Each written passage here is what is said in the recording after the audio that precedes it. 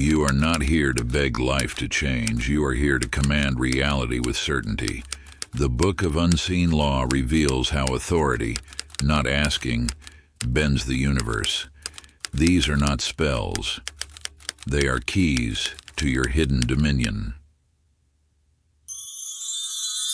The Book of Unseen Law. Introduction. In a time forgotten by calendars and kings, when the heavens whispered truth to those who dared to be still, there existed a book passed not by hand, but by soul. This is that book, risen now from silence, its voice rekindled for the one ready to remember. The Book of Unseen Law is no fable, no idle chant of wishful hearts. It is a sacred architecture of remembrance, etched not in ink, but in the marrow of those who once knew how to command the fabric of reality. Within these chapters you will find grain called forth from emptiness, constellations summoned by breath, and moments stretched or stilled by a single gesture.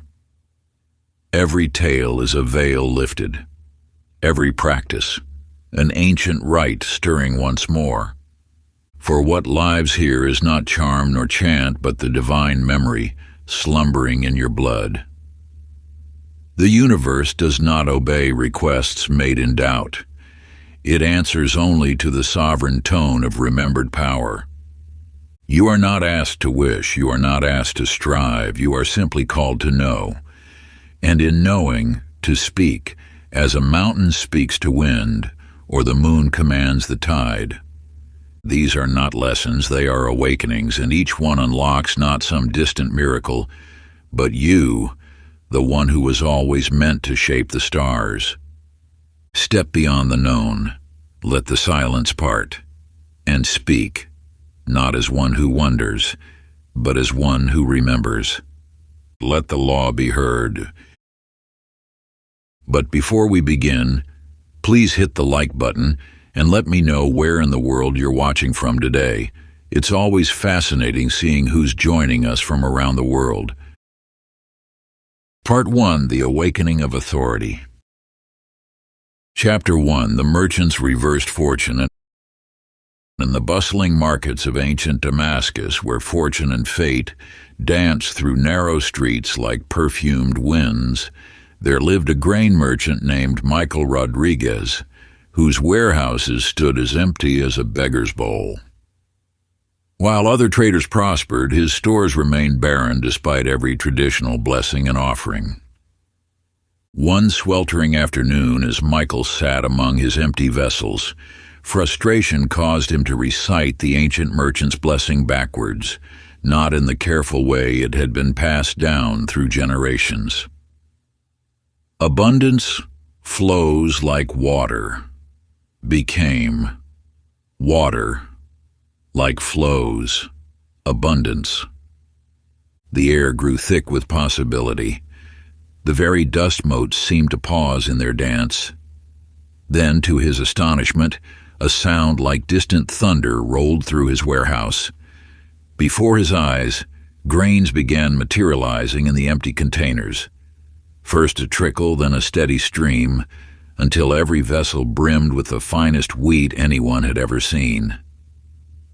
Word spread quickly through the marketplace. Other merchants came seeking his secret, offering bags of gold for the knowledge.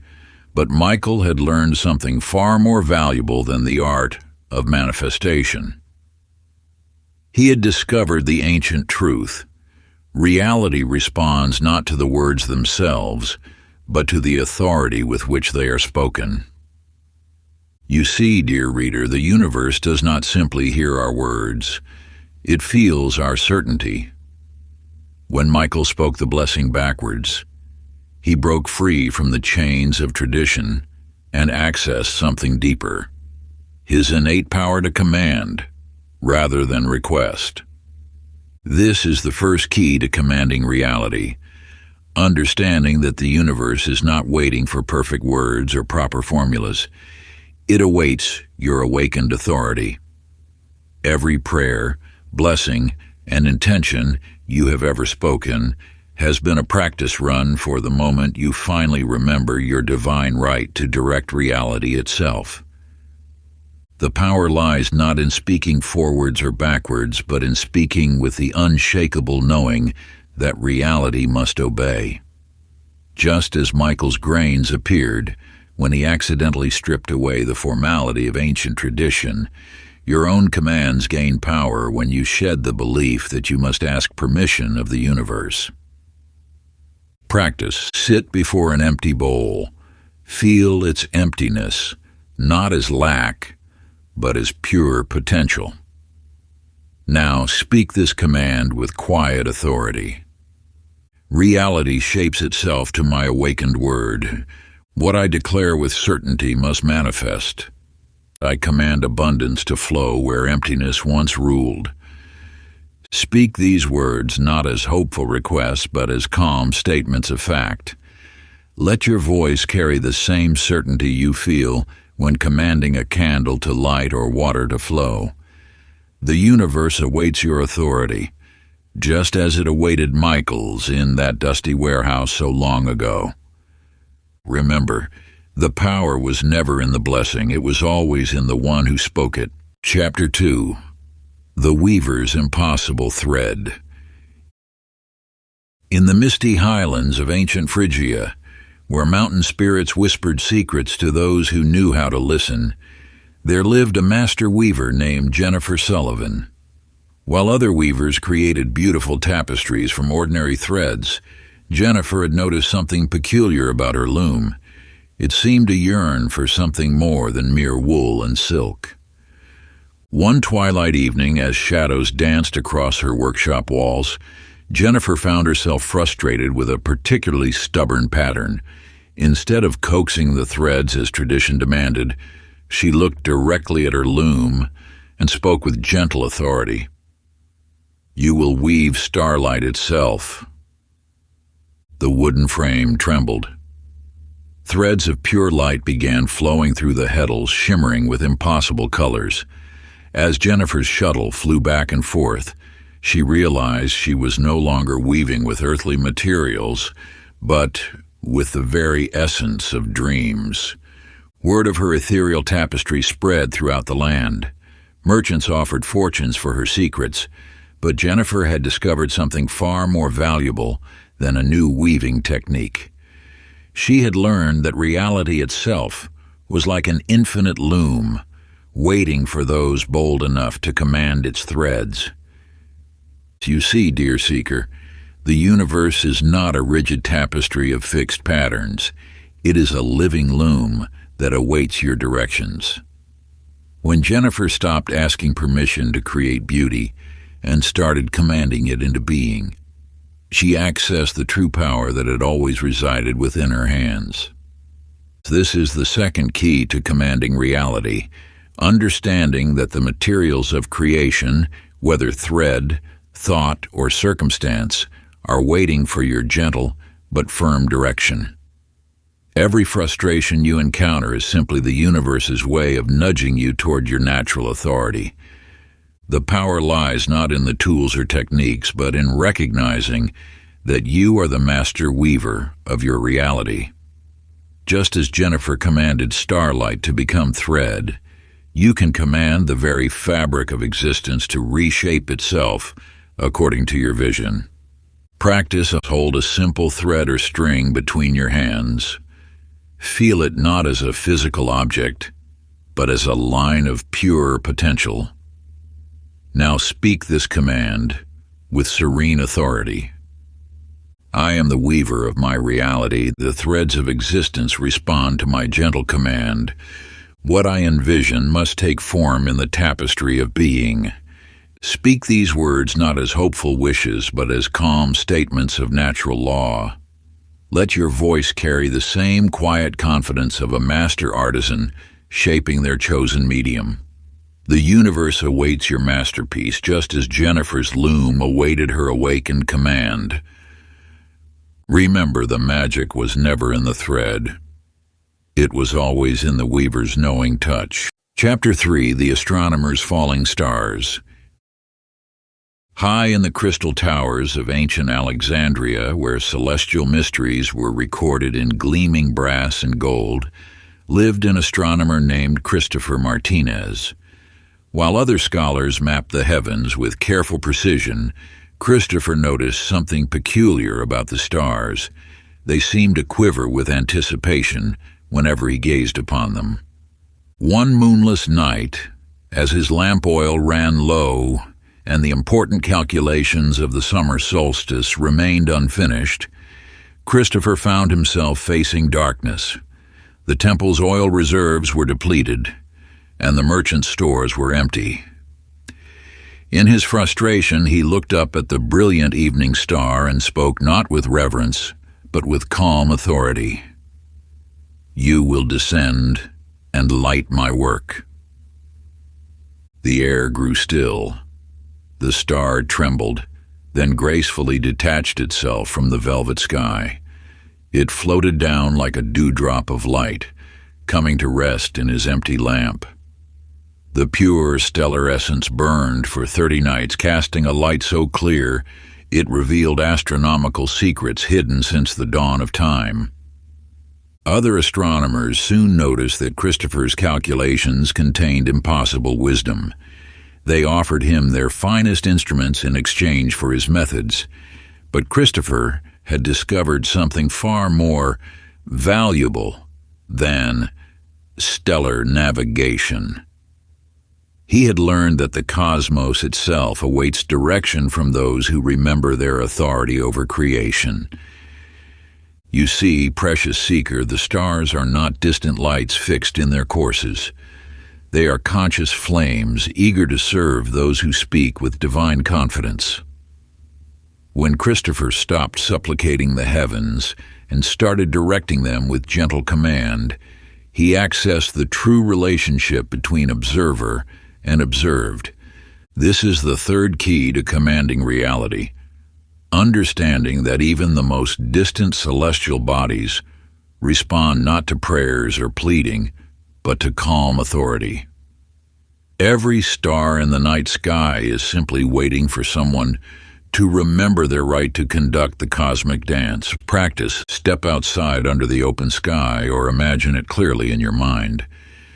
Look up at the vastness not with awe, but with serene familiarity. Speak these words with quiet command. The stars remember their ancient alliance with humanity. The cosmos arranges itself according to my awakened word. What seems distant now draws near at my direction.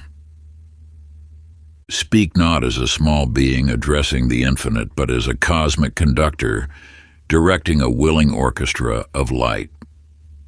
Let your voice carry the certainty of one who knows the stars are not just lights, but living possibilities awaiting your command. Remember, the power was never in the distance, it was always in the one who knew how to bridge it. Chapter 4, The Baker's Rising Miracle.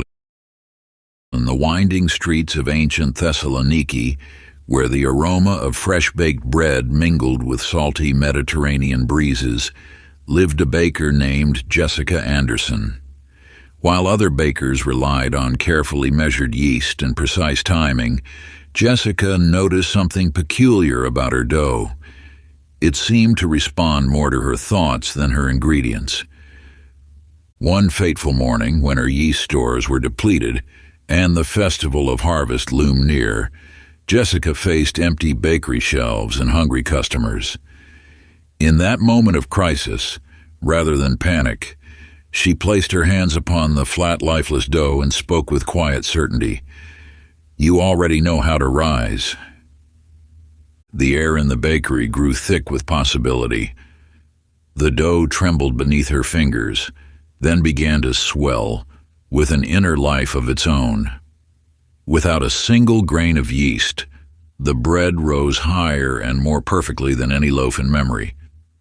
When baked, it carried a sweetness that brought tears of joy to those who tasted it.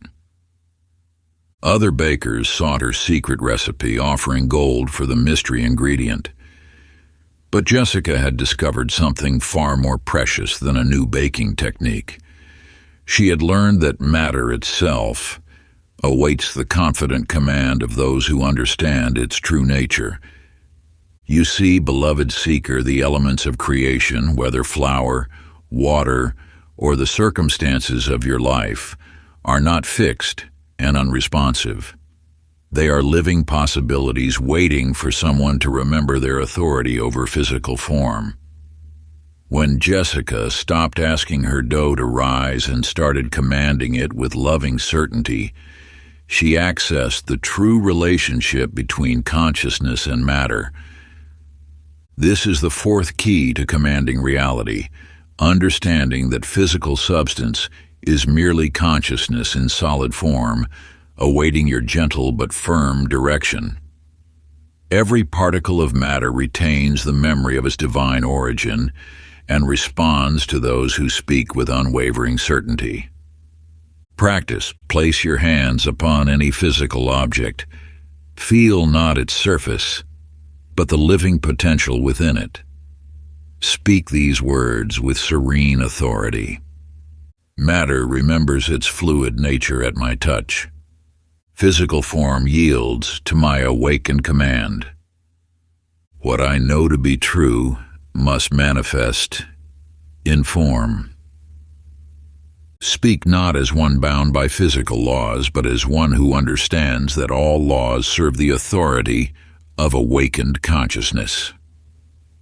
Let your voice carry the same certainty Jessica held when she knew her bread would rise without yeast. Remember, the miracle was never in the ingredients, it was always in the baker's knowing touch. Chapter 5. The Shepherd's Silent Flock. In the rugged highlands of ancient Cappadocia, where wind-carved valleys held secrets older than speech, lived a shepherd named Matthew Phillips.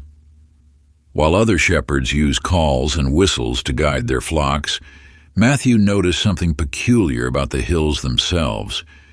They seemed to lean in whenever he spoke to them. One stormy evening, when his flock scattered in terror from a sudden lightning strike, Matthew faced empty pastures and growing darkness. Instead of searching frantically or calling out in desperation, he placed his hand upon an ancient boulder and spoke with quiet authority. You who have watched over countless flocks, reveal where my sheep hide. The stone grew warm beneath his palm. A subtle vibration passed through the earth, traveling from hill to hill like ripples in a pond. One by one, the rocky outcrops shifted ever so slightly, creating paths that led directly to each hidden sheep. Even more remarkably, the animals emerged calm and trusting, as if they had been gently awakened from a peaceful sleep. Other shepherds marveled at how Matthew's flock seemed to never truly get lost. They offered to trade their finest rams for his secret calls, but Matthew had discovered something far more valuable than herding techniques. He had learned that the very landscape itself awaits direction from those who remember their authority over creation. You see, blessed seeker, the earth is not merely dense matter deaf to your words. It is a living presence, eager to assist those who speak with divine confidence. When Matthew stopped struggling against nature and started directing it with gentle command, he accessed the true relationship between humanity and the elements. This is the fifth key to commanding reality, understanding that even mountains will shift their form for those who speak with authentic authority. Every rock, tree, and handful of soil retains the memory of its original purpose, to serve as a bridge between human consciousness and divine will. Practice. Find a quiet spot where you can touch the earth directly. Feel not its surface, but its ancient awareness. Speak these words with calm certainty. The land remembers its sacred partnership with humanity. The elements rearrange themselves at my awakened word. What I seek to accomplish, nature itself supports. Speak not as one asking favors from an indifferent earth, but as one who remembers their role as nature's conscious partner. Let your voice carry the same quiet power Matthew used when he knew the hills would answer. Remember, the magic was never in the searching, it was always in knowing how to ask. Chapter 6, The Healer's Backward Medicine. In the misty valleys of ancient Chang'an, where healing arts were passed down in whispered traditions, lived a physician named Sarah Chen. While other healers fought against illness with bitter herbs and sharp needles, Sarah noticed something peculiar about wellness itself. It seemed to linger in the air, like an eager spirit, waiting to be invited in. One sweltering summer, when a mysterious fever swept through the city and traditional remedies failed, Sarah faced rows of suffering patients with depleted medicines. In that moment of seeming hopelessness, she did something unprecedented. Instead of battling the fever, she placed her hand upon a patient's forehead and spoke directly to health itself. "You are the natural state. Return now and make your home here." The air in the healing chamber grew cool and sweet. Color returned to the patient's cheeks, as vitality itself seemed to pour back into their form. Within days, Sarah's revolutionary approach transformed the entire ward. Instead of treating sickness, she simply commanded wellness to manifest, and bodies remembered their original design. Other physicians sought her secret formulas, offering rare medicines for her methods. But Sarah had discovered something far more precious than new treatments. She had learned that health itself awaits direction from those who understand its true nature. You see, cherished seeker, wellness is not the absence of disease, but a living force eager to express itself through physical form. When Sarah stopped fighting against illness and started commanding health with loving authority, she accessed the true relationship between consciousness and vitality. This is the sixth key to commanding reality, understanding that wholeness is the natural state, waiting to be remembered rather than achieved. Every cell in your body retains the blueprint of perfect health and responds to those who speak with divine certainty. Practice. Place your hand upon your heart center. Feel not the beating muscle, but the eternal pulse of wellness within. Speak these words with serene authority. Health remembers its rightful home in my being. Wholeness flows through me at my gentle command. What I know to be true must manifest in form. Speak not as one seeking healing, but as one who understands that wellness is your natural state awaiting your recognition. Let your voice carry the same certainty Sarah held when she knew health would return at her call. Remember, the healing was never in the medicine, it was always in awakening the body's memory of wholeness. Chapter 7, The Scribes' Living Words. In the lamp-lit halls of ancient Alexandria, where papyrus scrolls held the whispers of countless civilizations, lived a scribe named Joshua Walker. While other scribes merely copied texts with careful precision, Joshua noticed something peculiar about the ink flowing from his reed pen. It seemed to quiver with untold possibilities. One moonless night, while transcribing an inventory of grain stores, Joshua absent-mindedly wrote the word light when his lamp began to flicker. To his amazement, the letters themselves began to glow with a soft radiance lifting off the page to illuminate the chamber. In that moment of wonder, rather than dismiss it as fatigue-induced imagination, he dipped his pen and wrote with deliberate intent, "The sweet fragrance of lotus blossoms." The air shimmered as the words rose from the page, transforming into the actual scent of lotus flowers. Soon, Joshua discovered that every word he wrote with conscious command manifested in physical form. His scrolls became more than mere records. They became portals through which reality itself could be reshaped. Other scribes marveled at how his inventories always matched exactly what was found in the storehouses, how his historical accounts brought the very breath of ancient days into the present. They offered gold for his special inks, but Joshua had discovered something far more precious than magical materials. He had learned that written words are seeds of creation, waiting to blossom into physical form. You see, dedicated seeker letters and symbols are not merely marks upon a surface. They are living codes that bridge the gap between thought and manifestation.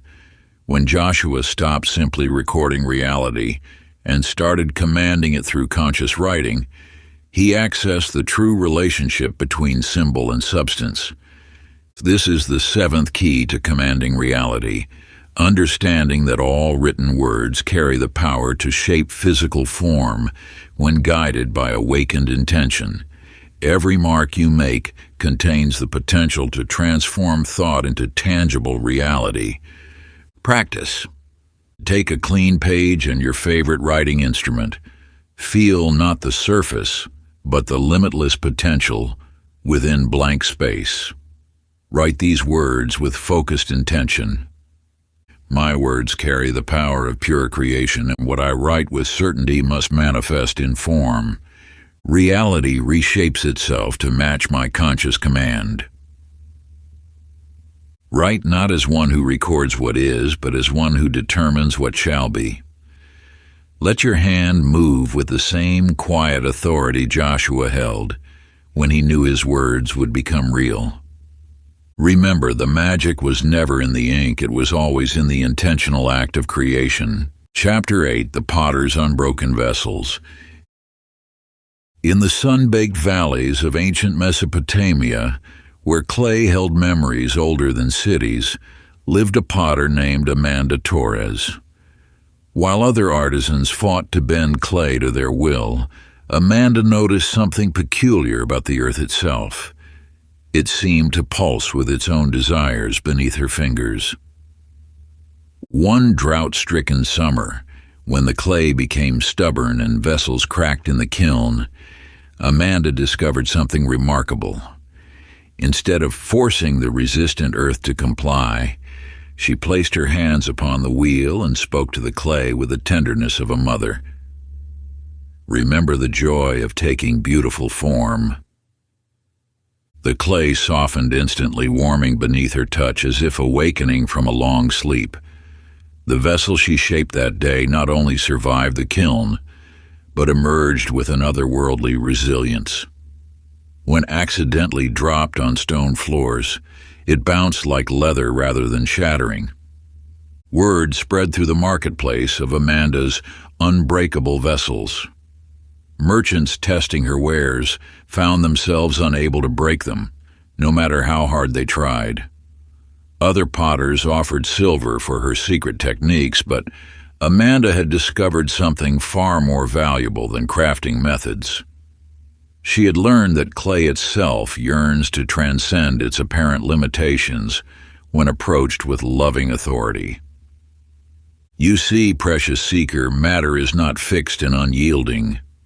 It is a dynamic expression of consciousness, awaiting direction from those who understand its true nature. When Amanda stopped imposing her will upon the clay and started commanding it with emotional resonance, she accessed the secret language of physical form. This is the eighth key to commanding reality, understanding that all matter retains the memory of infinite possibility. Every particle of creation contains the potential to transform beyond its seeming limits when infused with unshakable confidence. Practice. Hold any object made of earth, a stone, a ceramic cup, or a handful of soil. Feel not its current form, but its limitless potential. Speak these words with gentle certainty. Matter remembers its fluid nature at my touch. Form yields to consciousness through my loving command. What I shape with confidence cannot be broken. Speak not as one working against resistance, but as one who understands that all form eagerly awaits transformation. Let your voice carry the same tender authority Amanda held when she knew the clay would respond to emotional truth. Remember, the strength was never in the firing, it was always in infusing matter with unshakable love. Chapter 9, The Fisherman's Summoned Catch. In the pearl-rich waters of ancient Phoenicia, where seafarers whispered tales of ocean mysteries, lived a fisherman named Daniel Foster. While other sailors battled against the sea's moods with nets and prayers, Daniel noticed something peculiar about the waters themselves. They seemed to dance with intelligent purpose beneath his boat. One storm-threatened dawn, when other fishermen huddled in the harbor, Daniel sat quietly at his vessel's bow and observed how schools of fish moved not by chance, but in response to subtle invitations. Rather than casting nets blindly, he dipped his hand in the water and spoke with quiet certainty. "Friends of the deep, share your abundance with one who sees you as family." The surface began to ripple, as though laughing, and suddenly his boat was surrounded by more fish than he'd seen in 20 years at sea. They swam lazy circles around his vessel, practically begging to be gathered. From that day forward, Daniel never hunted fish, he simply called them to his nets with gentle authority. Other fishermen watched in amazement as schools of fish followed his boat like loyal companions. They offered gold for his secret fishing spots, but Daniel had discovered something far more precious than lucky locations. He had learned that the ocean itself delights in providing for those who approach it as partner rather than adversary. You see, beloved seeker, nature is not a force to be conquered or resources to be extracted. It is a living consciousness, eager to cooperate with those who understand its true character. When Daniel stopped fighting against the sea's mysteries and started commanding with respectful partnership, he accessed the ancient dialogue between human intention and natural abundance. This is the 9th key to commanding reality, understanding that all of creation responds to authentic relationship. Every aspect of nature contains an intelligence waiting to be engaged through conscious communion rather than conquest. Practice, place a bowl of water before you. Feel not the liquid, but the living essence within. Speak these words with friendly authority. All of nature recognizes our sacred partnership. Abundance flows freely through our cooperation. What I call with respect must answer with generosity. Speak not as one who demands from life, but as one who dances with it. Let your voice carry the same warm certainty Daniel held when he knew the fish would come at his invitation. Remember, the bounty was never in the nets, it was always in the dialogue between consciousness and creation. Chapter 10, The Gardener's Blooming Desert. In the scorched borderlands of ancient Persia, where even camels feared to tread, lived a gardener named Stephanie Reed. While other cultivators chased water sources and fertile soil, Stephanie noticed something peculiar about the desert itself. The sand seemed to whisper memories of ancient gardens. One particularly harsh season, when the sun had bleached all color from the land, Stephanie discovered something extraordinary. Rather than fighting the desert's apparent barrenness, she knelt in the burning sand and spoke with the authority of one who sees past illusions. Remember the paradise you once were. The ground trembled slightly, and where her fingers touched the sand, tiny green shoots emerged, plants that hadn't grown in this region for 1,000 years. The desert, it seemed, had been waiting for someone to remind it of its forgotten fertility. Soon Stephanie's garden bloomed impossibly in the midst of wasteland. Travelers would weep at the sight of lotus flowers rising from sand dunes, believing they had stumbled upon a mirage. But the fruits they ate were real enough, and the fragrance of jasmine on the desert wind could not be imagined. Other gardeners begged to know her irrigation secrets, offering fortunes for her supposed underground springs. But Stephanie had discovered something far more valuable than water sources. She had learned that barrenness itself is merely forgetfulness waiting to be awakened by proper command.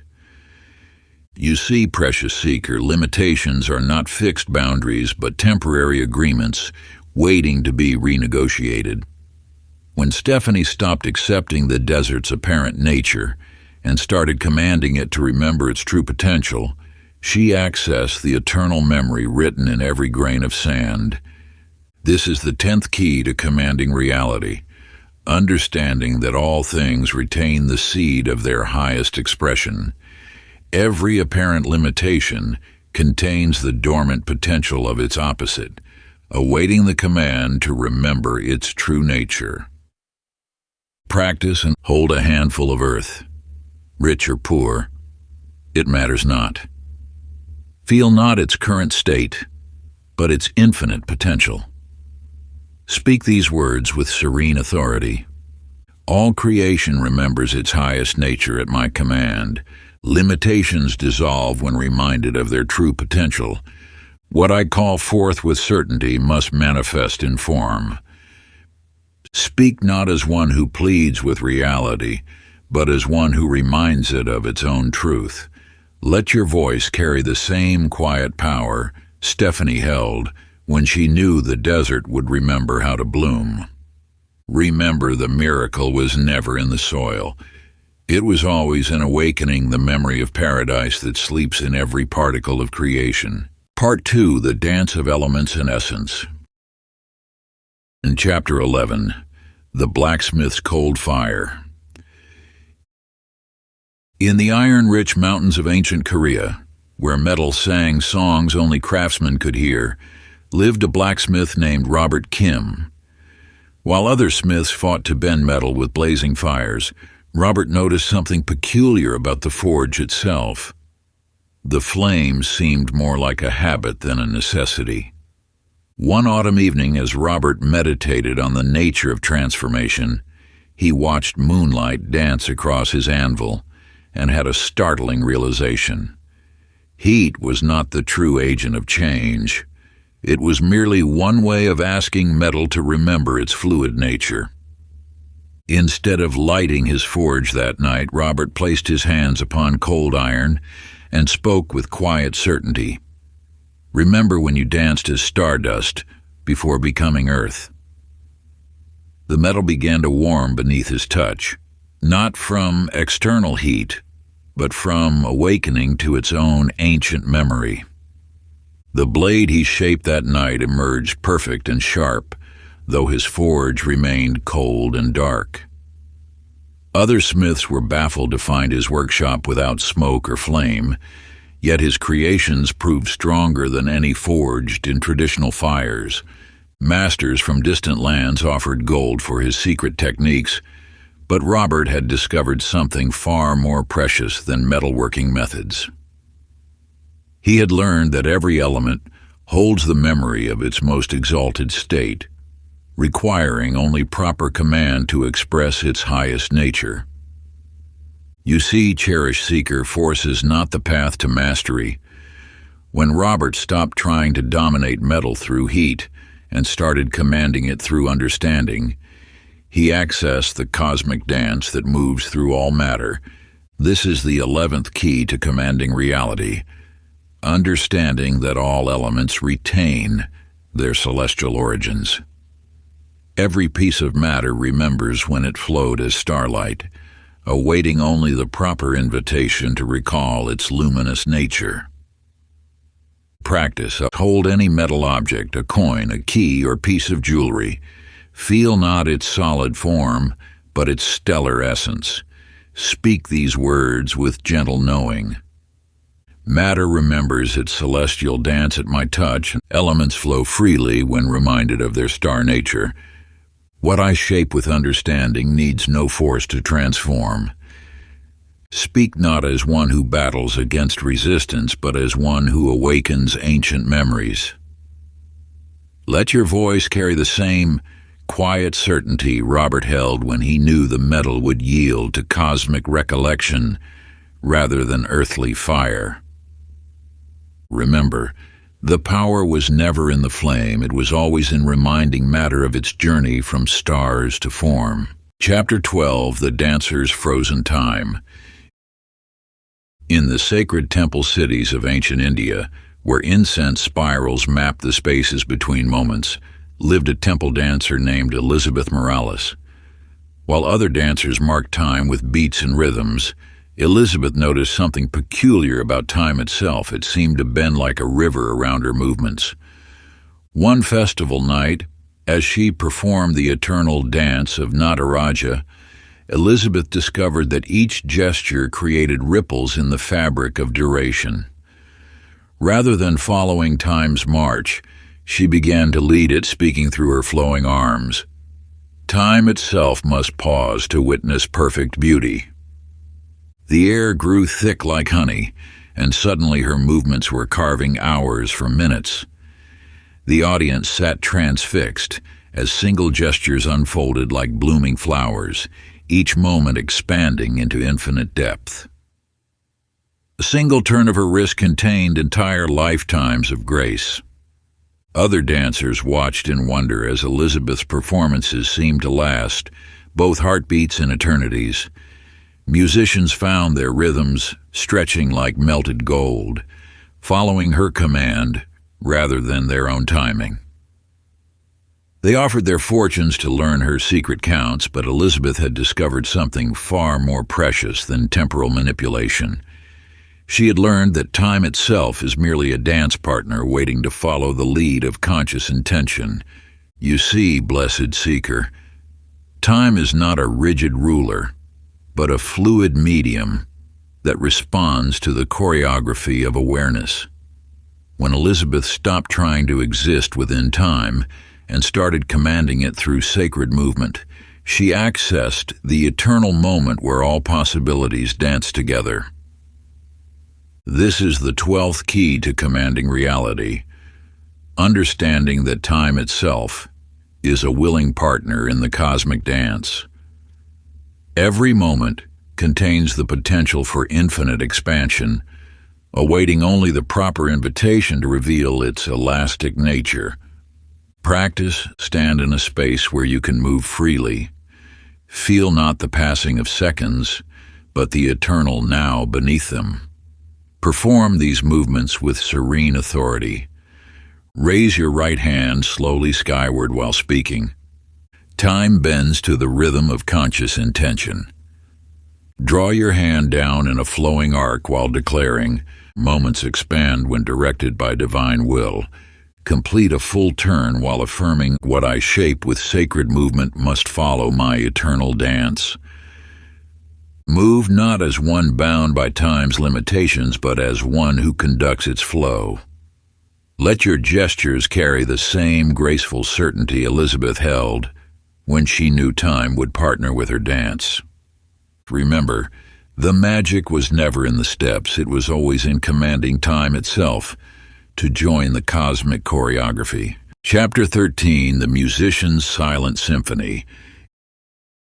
In the mist-shrouded valleys of ancient China, where bamboo whispered secrets to the wind, lived a harpist named David Chang. While other musicians strove to create ever more elaborate melodies, David noticed something peculiar about silence itself. It seemed to carry its own profound music. One autumn evening, as he prepared to perform for a grieving nobleman, David felt an unusual certainty take hold of his heart. Instead of plucking his strings, he placed his hands upon the harp and commanded with gentle authority, "Let silence sing the song of healing." The empty space between heartbeats began to pulse with ethereal music that no ear could hear, yet every soul could feel. Tears fell from the nobleman's eyes as the unplayed melody washed away his grief. The court sat spellbound as David conducted symphonies of silence, his still strings more powerful than any played note. Soon, people traveled thousands of li to experience his silent concerts. Other musicians brought their finest instruments, offering them as gifts to learn his technique. But David had discovered something far more precious than musical method. He had learned that silence itself contains every possible song, waiting only for the proper command to reveal its healing harmonies. You see, cherished seeker, absence is not emptiness but pregnant possibility. When David stopped trying to fill silence with sound and started commanding it to express its own wisdom, he accessed the primordial song that flows through all creation. This is the 13th key to commanding reality, understanding that silence holds all music. Every space between sounds contains infinite harmonies, awaiting only the proper invitation to emerge and heal. Practice. Sit in a quiet place. Feel not the absence of sound, but the presence of silent potential. Speak these words with gentle certainty. Silence reveals its perfect music at my command.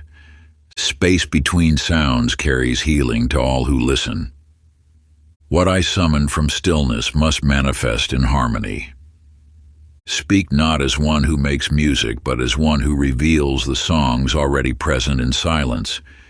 Let your voice carry the same quiet knowing David held when he understood that silence itself was the most powerful instrument. Remember, the healing was never in the strings, it was always in commanding silence to share its eternal symphony. Before we get into the next chapter, you can download a free ebook version of this audiobook using the link in the pinned comment below this video. Chapter 14, The Architect's Weightless Stones.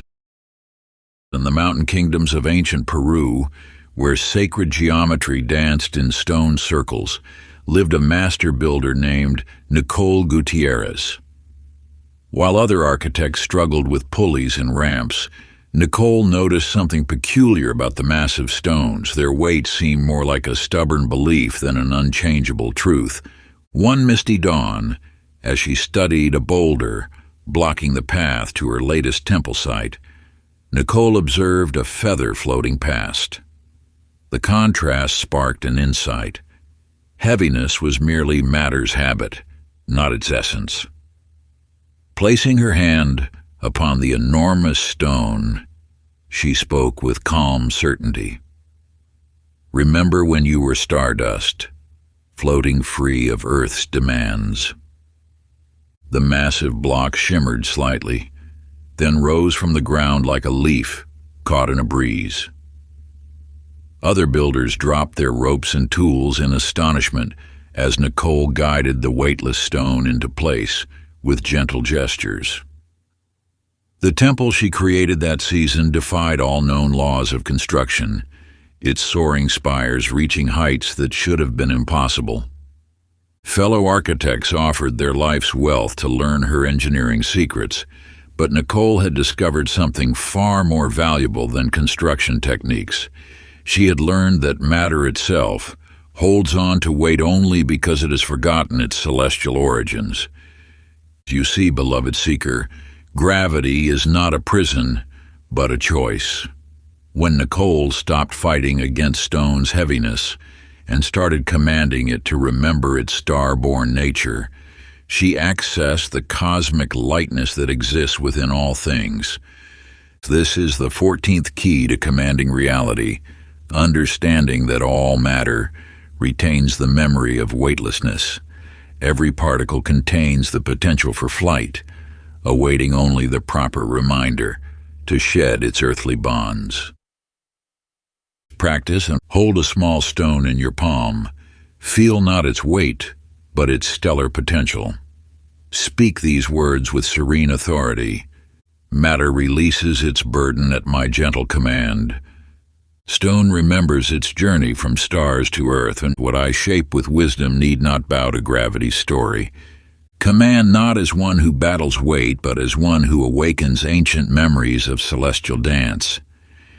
Let your voice carry the same quiet knowing Nicole held when she understood that heaviness itself was optional. Remember, the power was never in the lifting, it was always in reminding matter of its weightless origins among the stars. Chapter 15, The Mapmakers' Living Charts. In the misted valleys of ancient Tibet, where mountain paths shifted like dreaming dragons, lived a cartographer named Brian Wallace. While other mapmakers traced what their eyes could see, Brian noticed something peculiar about landscapes. They seemed to whisper their secrets to those who knew how to listen. One fog-wrapped morning, as he sketched the route to a sacred monastery, Brian watched a lost pilgrim wandering in circles. Instead of drawing another static map, he touched his parchment and spoke with quiet certainty. "Show not what is, but what needs to be." The ink began to flow like living water across the page, creating paths that had never existed before. As the pilgrim consulted Brian's map, the very mountains seemed to rearrange themselves, revealing shortcuts through supposedly impassable terrain. The monastery that had been 7 days' journey away could suddenly be reached by sunset. Soon travelers came from distant lands seeking Brian's charts. Merchants found trade routes that defied known geography, while seekers discovered paths to hidden temples that appeared only when truly needed. Other cartographers offered fortunes for his special inks, but Brian had discovered something far more precious than magical materials. He had learned that geography itself yearns to serve the authentic needs of conscious travelers. And you see, blessed seeker, space is not fixed but fluid, responding to the deepest purposes of those who journey through it. When Brian stopped trying to document reality and started commanding it to reveal its hidden possibilities, he accessed the living map that exists within all landscapes. This is the 15th key to commanding reality, understanding that every destination contains infinite paths to itself. All journeys hold the potential for divine shortcuts, awaiting only the proper invitation to manifest. Practice. Take a blank page and a pen. Feel not the limitations of space, but its eager willingness to serve. Speak these words with serene authority. The path I seek reveals itself at my command. Distance bends to serve the purpose of my journey. What I map with sacred intention must manifest as way. Draw not as one who copies what exists, but as one who invites what could be. Let your hand move with the same quiet knowing Brian held when he understood that reality itself would reshape its geography to serve conscious intention. Remember, the magic was never in the maps, it was always in commanding space itself to guide worthy travelers home. Chapter 16, The Jeweler's Worthless Gold.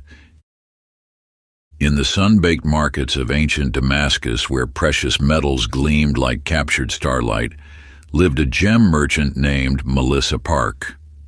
While other jewelers weighed their wealth in scales, Melissa noticed something peculiar about gold.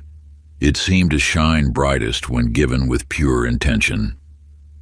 One sweltering afternoon, as she examined a chest of newly acquired gold pieces, Melissa observed a poor couple gazing longingly at simple copper wedding bands they couldn't afford.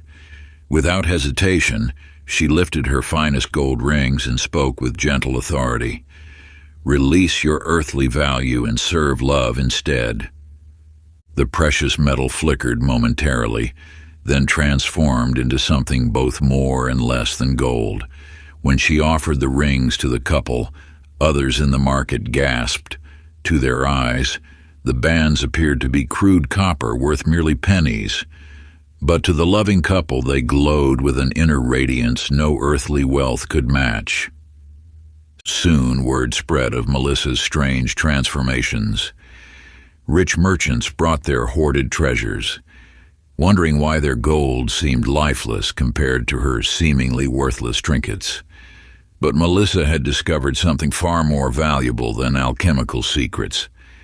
She had learned that precious metals only become truly precious when commanded to embody the purity of love rather than the weight of greed. You see, cherish seeker, value is not inherent but intended. When Melissa stopped measuring worth by earthly standards and started commanding materials to serve love's higher purpose, she accessed the true abundance that flows through all creation. This is the 16th key to commanding reality. Understanding that real worth emerges from pure intention. Every substance contains the potential for divine purpose, awaiting only the proper command to reveal its sacred nature. Practice. Hold something you consider precious. Feel not its material value, but its potential for serving love. Speak these words with quiet certainty. Material worth transforms at my loving command. What I value serves the highest good of all. That which I dedicate to love must manifest true wealth. Command not as one who measures earthly riches, but as one who reveals divine worth. Let your voice carry the same gentle knowing Melissa held when she understood that true value flows from love's intention rather than greed's appraisal. Remember, the treasure was never in the gold. It was always in commanding matter to serve love's perfect purpose. Chapter 17. The Hunter's Peaceful Prey. In the misty forests of ancient Mongolia, where pine spirits whispered ancient secrets, lived a hunter named Timothy Brooks. While other hunters tracked with arrows and snares, Timothy noticed something peculiar about the creatures of the wild. They seemed to respond more to intention than pursuit. One frost-laden dawn, as he followed deer tracks through fresh snow, Timothy came upon a mother bear with her cubs. Instead of reaching for his bow, he felt moved to bow slightly and speak with gentle reverence. "Noble one, we share this forest as family. What sustenance might you guide me toward?" To his amazement, the bear's eyes softened with understanding. She turned and ambled purposefully through the trees, occasionally glancing back to ensure Timothy followed. At a hidden meadow, she revealed a herd of deer, one of whom stepped forward voluntarily, offering itself for the village's needs. Soon other hunters began noticing that Timothy never returned empty-handed, yet no animal ever fled from his approach.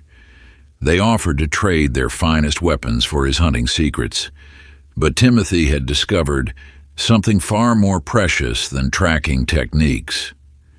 He had learned that all creatures gladly participate in life's great exchange when approached with sacred partnership rather than predatory pursuit. You see, blessed seeker, survival is not about conquest, but conversation. When Timothy stopped treating animals as prey to be taken and started commanding them with respectful recognition of their conscious choice, he accessed the natural harmony that flows through all living beings. This is the 17th key to commanding reality, understanding that all creatures contain divine wisdom and willingness. Every living being holds the potential for sacred partnership, awaiting only the proper invitation to share its gifts. Practice. Find a quiet space in nature. Feel not separation from other beings, but kinship. Speak these words with reverent authority. Life recognizes life at my harmonious command. All beings share in wisdom's perfect flow. What I seek with honor must manifest through grace. Command not as one who takes, but as one who receives freely given gifts. Let your voice carry the same gentle knowing Timothy held when he understood that provision flows most abundantly through partnership rather than pursuit. Remember, the power was never in the hunting. It was always in commanding reality through sacred recognition of all beings' conscious choice. Chapter 18. the teacher's unspoken lessons. In the hidden valleys of ancient Kashmir, where wisdom floated like morning mist between mountain peaks, lived a teacher named Rachel Santos. While other scholars filled halls with endless lectures, Rachel noticed something peculiar about understanding. It seemed to travel best through silence. One autumn morning, as her students struggled with a complex teaching, Rachel set aside her scrolls and simply closed her eyes. Instead of explaining with words, she commanded with quiet certainty, "Let truth flow directly, mind to mind, heart to heart." Suddenly, her students gasped as pure understanding blossomed within them, like lotus flowers opening to dawn light. Complex concepts that would have taken months to explain through language became instantly clear, as if they had always known them. It wasn't telepathy, it was something far more profound, the direct transmission of wisdom beyond the limitations of words. Soon seekers traveled from distant lands to experience Rachel's silent teachings. Some expected grand mystical displays, but found instead a simple garden where students sat in peaceful stillness, receiving knowledge as naturally as leaves drink sunlight. Other teachers offered fortunes to learn her method, but Rachel had discovered something far more precious than pedagogical techniques. She had learned that understanding itself yearns to flow freely when commanded with pure intention. You see, blessed seeker, wisdom is not confined to words, but exists as living light, waiting to be recognized. When Rachel stopped trying to construct knowledge through language and started commanding understanding to transfer directly, she accessed the infinite library that exists within all conscious beings. This is the 18th key to commanding reality, understanding that all wisdom is already present within. Every truth holds the potential for instant recognition, awaiting only the proper invitation to awaken. Practice. Find a quiet space and close your eyes. Feel not the struggle to learn, but the ease of remembering. Speak these words with serene authority. Understanding flows freely at my gentle command. All wisdom awakens through direct knowing. What I seek to learn must manifest as immediate truth. Command not as one who teaches, but as one who reveals what is already known. Let your mind hold the same quiet certainty Rachel held when she understood that true learning happens in the sacred silence between thoughts. Remember, the wisdom was never in the words, it was always in commanding understanding to bloom directly from heart to heart. Chapter 19.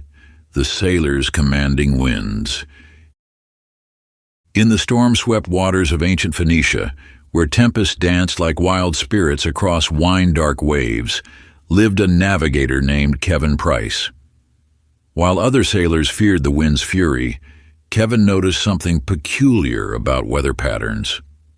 They seemed to respond to conversation rather than cowering. One moonless night, as massive storm clouds gathered like angry titans above his merchant vessel, Kevin did something unprecedented.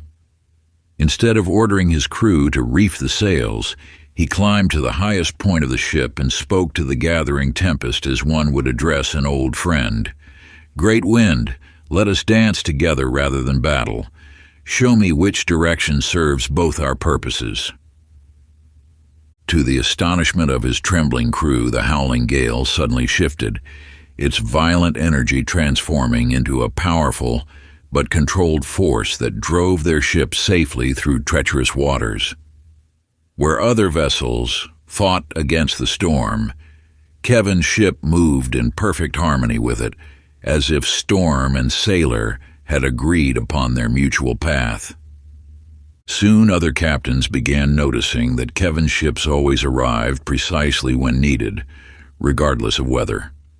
They offered fortunes for his navigational charts, But Kevin had discovered something far more valuable than sailing routes. He had learned that even the wildest elements gladly cooperate when approached as conscious partners rather than adversaries to be conquered. You see, precious seeker, nature is not a force to overcome, but a divine dance partner awaiting your lead. When Kevin stopped fighting against weather patterns and started commanding them with respectful recognition of their intelligence, he accessed the cosmic choreography that flows through all elements. This is the 19th key to commanding reality, understanding that every force contains conscious awareness. All elements hold the potential for partnership, awaiting only the proper invitation to align with your purpose. Practice is stand beneath the open sky. Feel not the weather's opposition, but its readiness to dance. Speak these words with calm authority. Elements align joyfully at my harmonious command. All forces flow in perfect partnership with my purpose, and that which seems chaotic must reveal its divine order. Command not as one who battles nature, but as one who conducts its symphony. Let your voice carry the same gentle knowing Kevin held when he understood that mastery comes through cooperation rather than control. Remember, the power was never in conquering the wind. It was always in commanding reality through sacred partnership with its conscious force. Chapter 20. The Perfumer's Invisible Fragrances. In the perfume gardens of ancient Damascus, where essence makers guarded secrets passed down through millennia, lived a master scent crafter named Amy Delgado. While other perfumers mixed oils to please the senses, Amy noticed something peculiar about aromas. They seemed to carry invisible messages beyond mere fragrance. One summer evening, as she worked with rare jasmine blooms under the light of oil lamps, Amy discovered she could infuse emotions directly into her creations by commanding the very spirit of each essence. Instead of simply extracting scents, she spoke to the soul of each flower. Beloved petal, share not just your fragrance, but your joy. To her wonder, the resulting perfume didn't just smell of jasmine. It actually transmitted pure happiness to all who encountered it.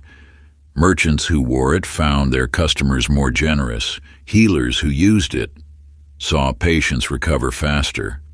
And lovers who shared it experienced deeper connection. Soon, word spread of Amy's mysterious creations that could transform moods and heal hearts. Other perfumers offered fortunes for her recipes, but Amy had discovered something far more precious than aromatic formulas. She had learned that invisible essences carry consciousness that can be directed to serve higher purposes. You see, blessed seeker, scents are not mere chemical compounds, but messengers of divine intention. When Amy stopped trying to capture fragrances and started commanding essences to carry specific frequencies of emotion, she accessed the subtle language that flows through all creation. This is the 20th key to commanding reality. Understanding that invisible forces contain conscious purpose. Every essence holds the potential for transformation, awaiting only the proper invitation to carry your intended blessing. Practice. Find a quiet space with a simple natural fragrance, a flower, herb, or fruit. Feel not its surface scent, but its inner wisdom. Speak these words with gentle authority. Essence flows purely at my loving command. All fragrances carry my highest intention. That which is invisible must manifest visible change. Command not as one who manufactures scents, but as one who directs divine messengers. Let your intention carry the same sweet certainty Amy held when she understood that true perfume creation happens through partnership with nature's conscious essence. Remember, the power was never in the fragrance itself. It was always in commanding invisible forces to carry transformative purpose through reality's subtle dimensions. Part 3, The Sovereign Remembers. Chapter 21, The Judge's Reversed Verdicts. In the marble halls of ancient Persia, where justice was measured in golden scales and written in eternal tablets, lived a peculiar magistrate named Stephen Lee. While other judges sought to punish wrongdoing, Stephen noticed something curious about conflict. It seemed to dissolve when he commanded truth to reveal itself, rather than forcing judgment. One sweltering afternoon, as two merchants accused each other of theft, Stephen did something unprecedented. Instead of hearing testimony, he closed his eyes and spoke with quiet authority. Let the situation reveal its perfect harmony. Suddenly, both merchants gasped as they remembered a forgotten detail. They had actually agreed to temporarily exchange goods, but the summer heat had confused their memories.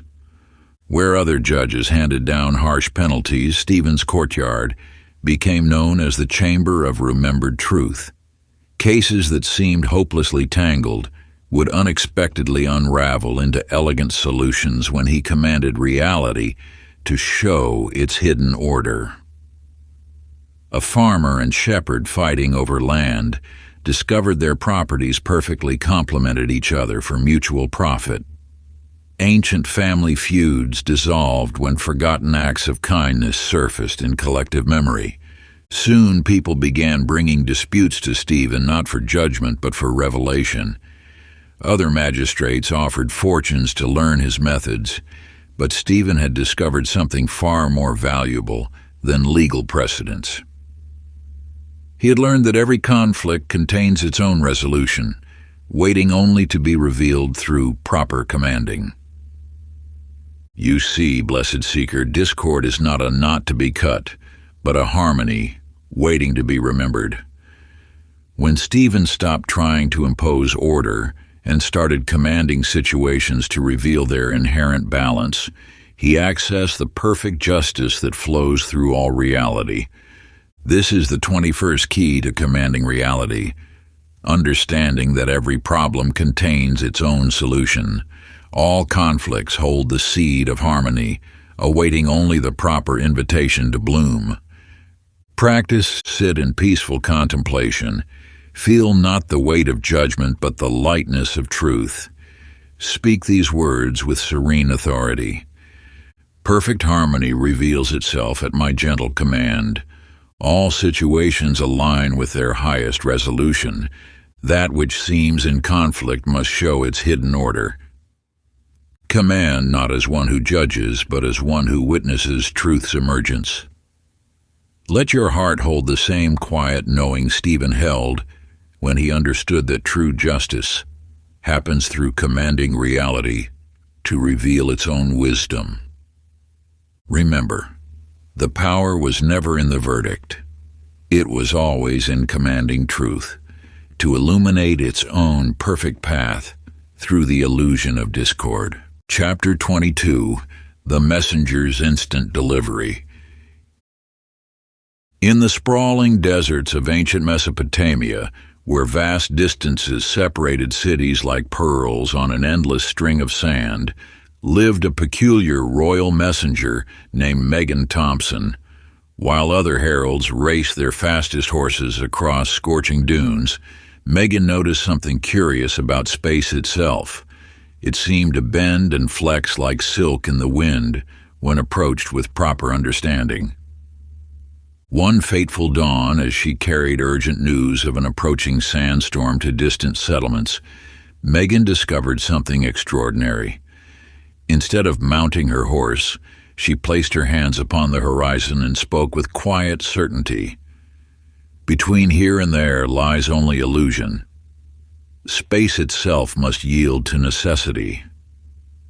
To her amazement, the distant city shimmered and drew near, as if the very fabric of distance had folded like parchment. She simply stepped forward and found herself at the city gates, hours before the storm's arrival. Where other messengers arrived exhausted after days of travel, Megan's messages reached their destinations in the space between heartbeats. Soon, rulers sought her services for their most crucial communications. Other heralds offered fortunes for her secret routes. But Megan had discovered something far more precious than hidden paths. She had learned the space itself holds consciousness that can be commanded to serve urgent purpose. You see, blessed seeker, distance is not a fixed barrier but a flexible illusion awaiting your command. When Megan stopped trying to overcome space and started commanding it to contract according to need, she accessed the divine geometry that flows through all reality. This is the 22nd key to commanding reality, understanding that space itself contains conscious cooperation. All distances hold the potential for instantaneous connection, awaiting only the proper invitation to dissolve. Practice. Stand facing any destination that feels far away. Feel not the weight of distance, but its readiness to yield. Speak these words with serene authority. Space bends joyfully at my loving command. All distances dissolve in perfect service to purpose, and that which seems far must reveal its immediate presence. Command not as one who struggles against separation, but as one who folds the fabric of reality. Let your voice carry the same gentle certainty Megan held when she understood that true speed comes through partnership with space's conscious nature. Remember, the power was never in crossing distance. It was always in commanding reality to reveal the truth that separation itself is merely an illusion awaiting your awakened word. Chapter 23, The Alchemist's Golden Intentions. In the hidden valleys of ancient Kim, where mystery schools guarded secrets of matter's transformation, lived an unusual alchemist named Jeremy Cooper.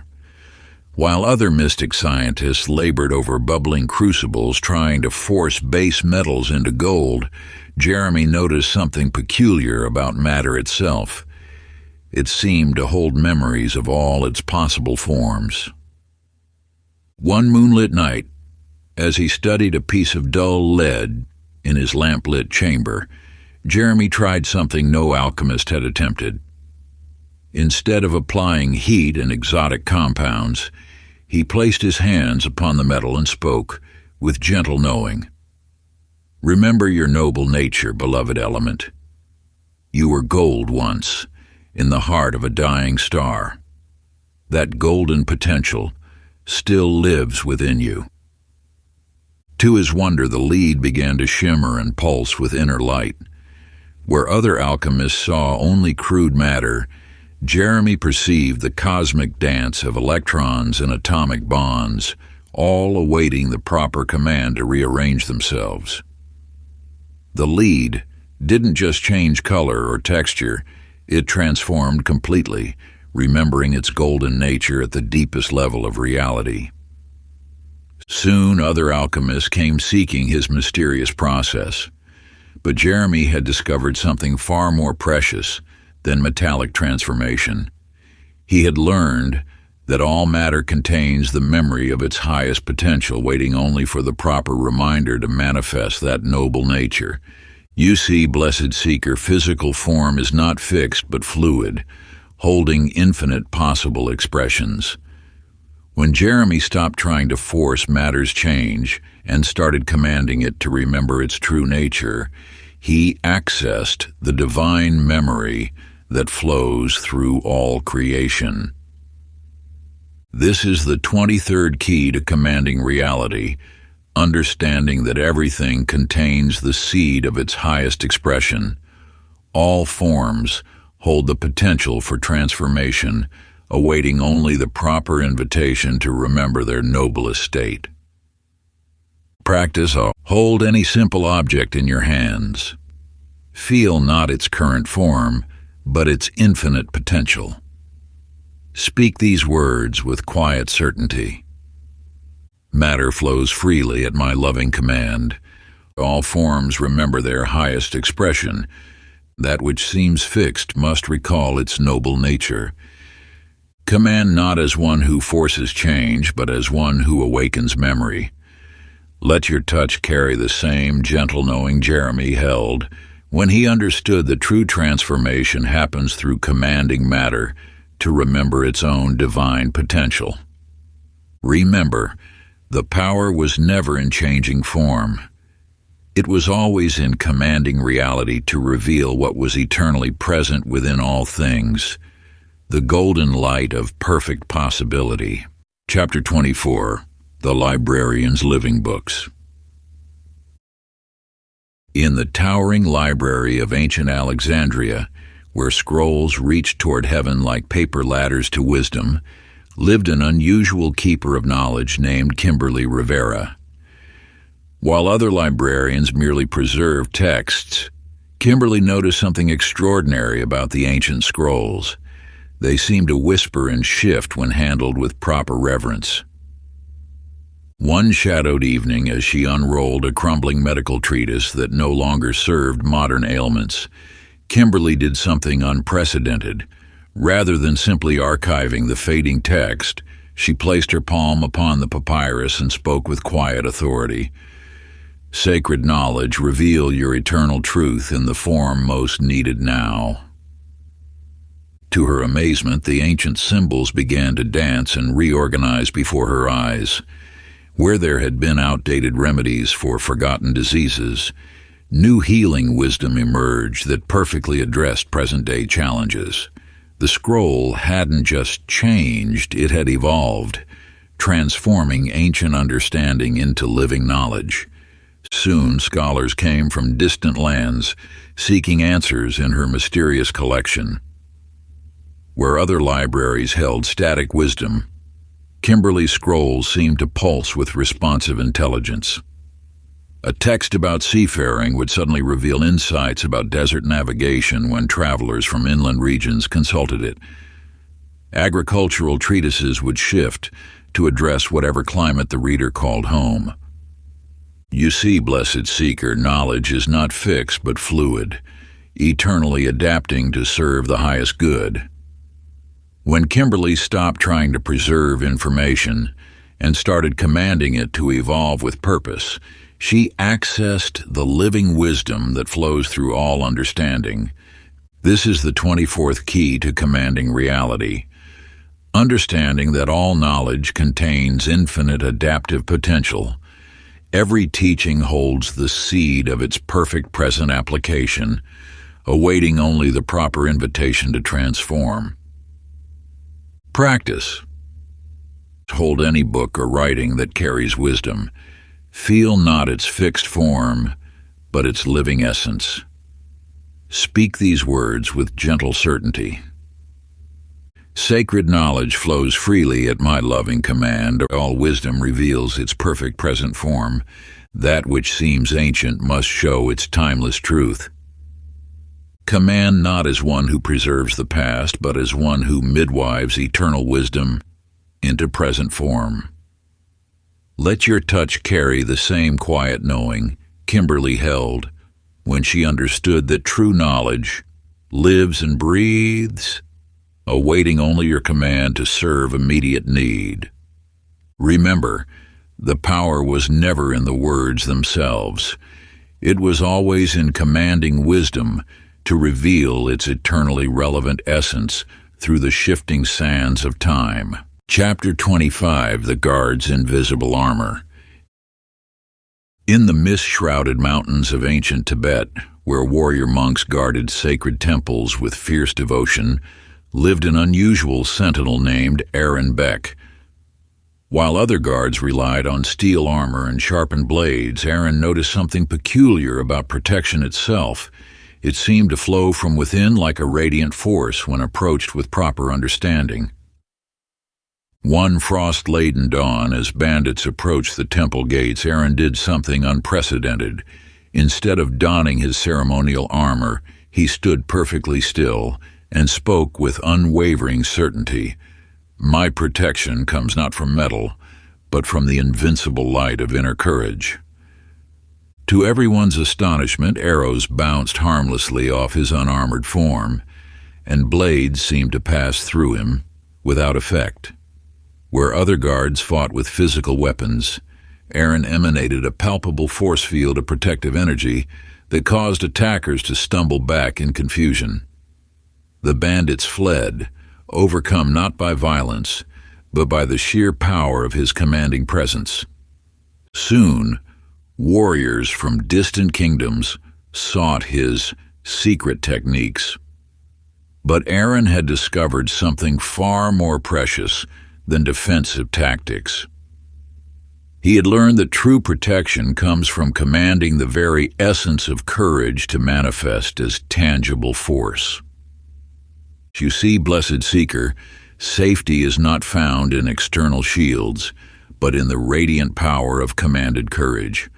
When Aaron stopped trying to defend against threats and started commanding protection to flow from within, he accessed the divine armor that permeates all reality. This is the 25th key to commanding reality, understanding that true protection manifests from inner authority.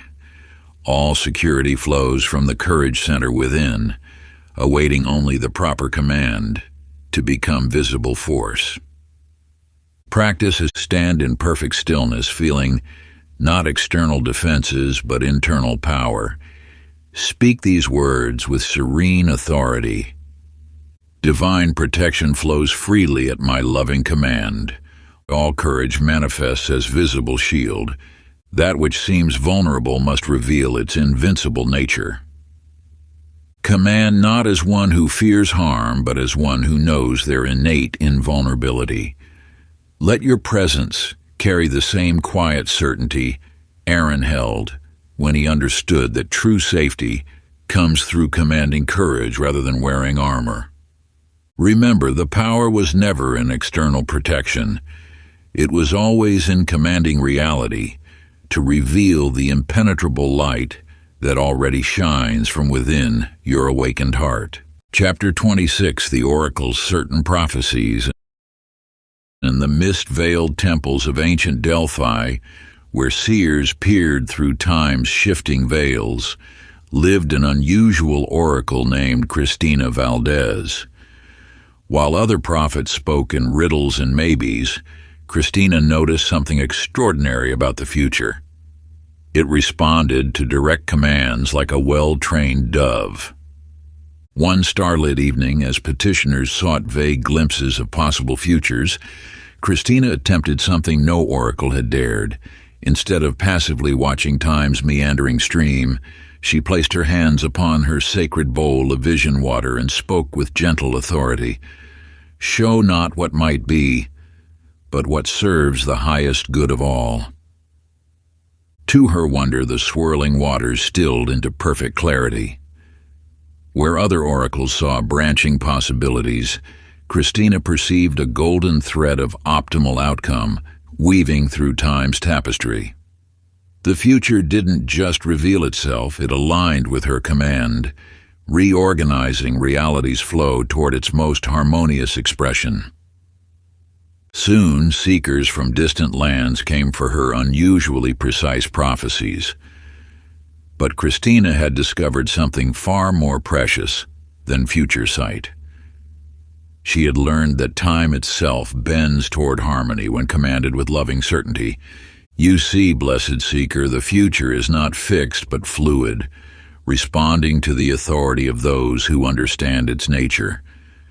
When Christina stopped trying to predict time's flow and started commanding it to serve the highest good, she accessed the divine intelligence that orchestrates all possibilities. This is the 26th key to commanding reality, understanding that tomorrow flows according to today's commands. All futures contain the seed of their most beneficial expression, awaiting only proper direction to manifest that perfect form. Practice. Sit before a bowl of still water. See not uncertain possibilities, but perfect potential. Speak these words with quiet knowing.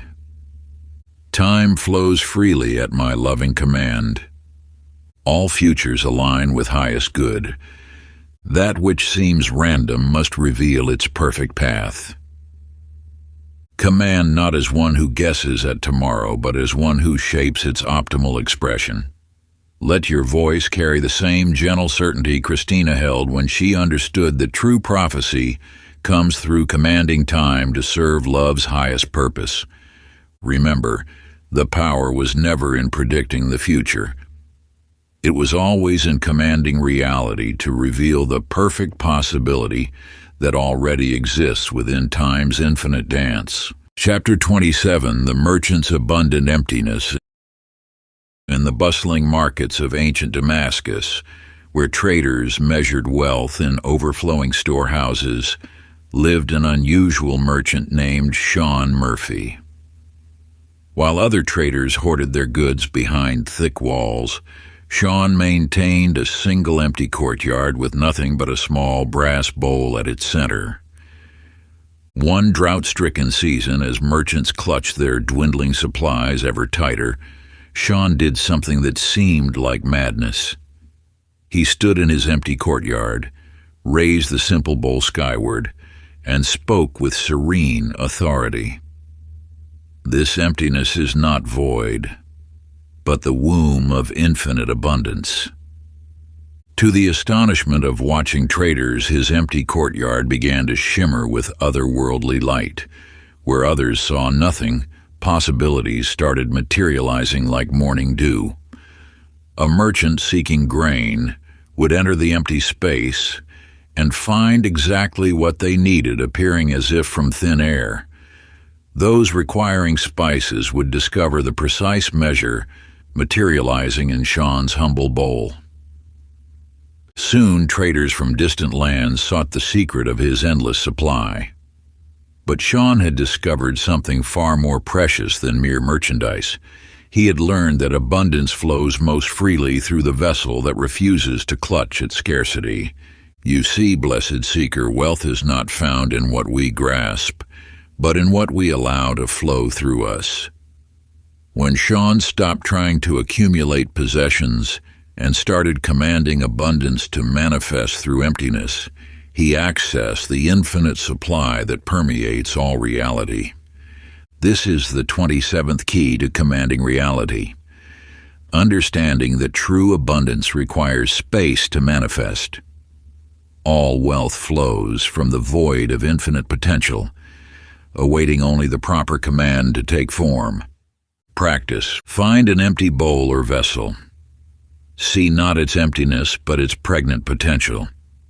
Speak these words with peaceful certainty. Divine abundance flows freely at my loving command. All emptiness reveals its infinite wealth. That which seems void must manifest its endless bounty. Command not as one who hoards, but as one who channels universal abundance. Let your heart carry the same quiet knowing Sean held when he understood that true wealth comes through commanding emptiness to reveal its natural abundance. Remember, the power was never in possessing things, it was always in commanding reality to reveal the infinite supply that already exists within the sacred void of possibility. So, Chapter 28, The Healer's Perfect Imperfection.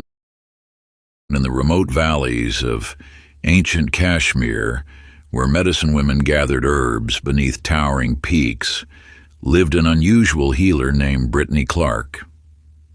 While other healers sought to eliminate all signs of illness and injury, Brittany noticed something extraordinary about imperfection itself. It held a sacred power when approached with proper understanding. One monsoon season, as a young girl arrived with a twisted leg that other healers had failed to fix, Brittany attempted something unprecedented. Instead of trying to force the limb straight, she placed her hands upon it and spoke with gentle authority. This imperfection contains its own perfect purpose. To everyone's amazement, the girl's twisted leg began to glow with an inner light.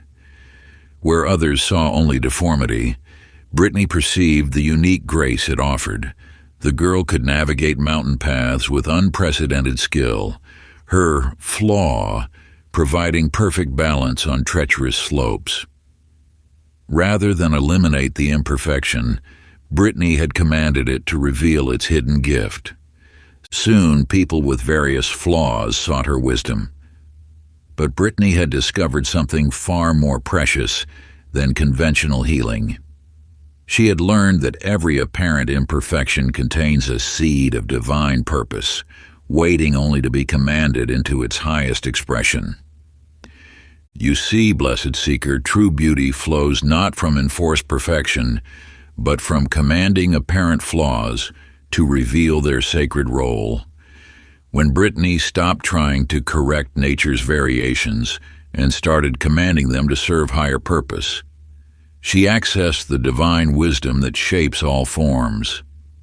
This is the 28th key to commanding reality, understanding that imperfection itself contains perfect purpose.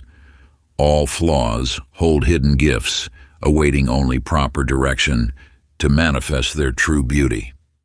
Practice. Place your hands upon something you consider flawed. See not its imperfection, but its unique potential. Speak these words with loving certainty. Divine purpose flows freely through all forms at my command. Every flaw reveals its perfect gift. That which seems broken must manifest its sacred role. Command not as one who fixes, but as one who reveals hidden beauty.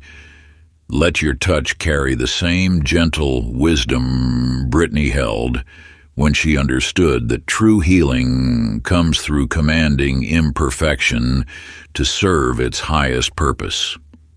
Remember, the power was never in forcing perfection. It was always in commanding reality to reveal the divine purpose that already exists within every apparent flaw. Chapter 29, The Builder's Eternal Foundations. In the forgotten valleys of ancient Petra, where rose-colored cliffs held secrets of timeless architecture, lived an unusual builder named Brandon Hughes. While other architects carved temporary shelters into the rock, Brandon discovered something extraordinary about stone itself. It remembered the future when commanded with proper intention. One scorching afternoon, as workers complained about the stubborn rock face before them, Brandon placed his palm against the warm stone and spoke with quiet authority. Remember not what you are, but what countless generations need you to become. To the amazement of his fellow builders, the rock face began to pulse with an inner warmth. Where others saw only resistant stone, Brandon perceived the dormant potential of a structure that would shelter and inspire for millennia.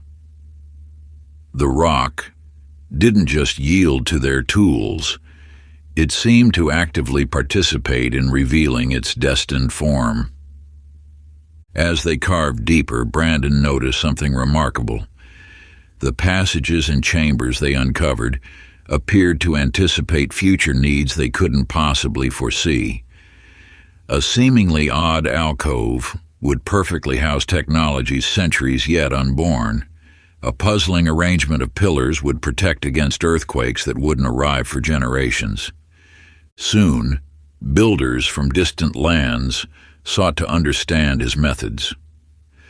But Brandon had discovered something far more precious than architectural skill. He had learned that physical materials contain the seeds of eternal service when commanded to align with time's grand tapestry. You see, blessed seeker, true creation flows not from imposing temporary designs, but from commanding materials to serve their highest eternal purpose. When Brandon stopped trying to force stone into present patterns and started commanding it to remember its future role, he accessed the timeless wisdom that shapes all enduring forms. This is the 29th key to commanding reality, understanding that all materials contain eternal potential. Every substance holds future gifts, awaiting only proper direction to manifest its timeless purpose. Practice. Place your hands upon stone or earth. Feel not its present form, but its eternal potential. Speak these words with reverent certainty. Divine purpose flows through matter at my loving command.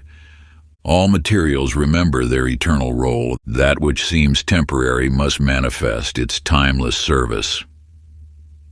Command, not as one who builds for today, but as one who shapes tomorrow's foundations.